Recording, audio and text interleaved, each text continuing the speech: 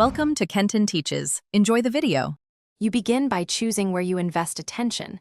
This matters because attention determines mood and momentum. Start now. Write 3 priorities, what you protect at all costs.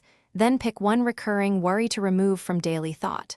Once done, set a practical 10-minute boundary check for phone, social, and email so interruptions stop framing your day. This creates immediate friction against caring too much about low-return things and teaches your brain where to aim its energy.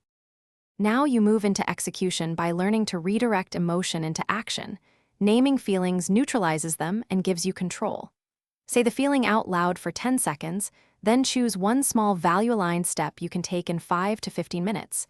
This reframes intensity as movement. Make sure to follow with a 2-minute grounding routine. Stabilize breath, check posture, list 5 sensory details. Over time, this interrupts rumination and trains a default of doing versus endless work. Finish by setting systems that keep you resilient. Schedule a weekly review to adjust priorities and record tiny wins so you can see progress.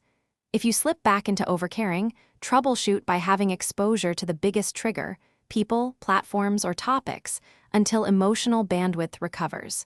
Use a short mantra when overwhelmed, not mine to carry. This anchors you.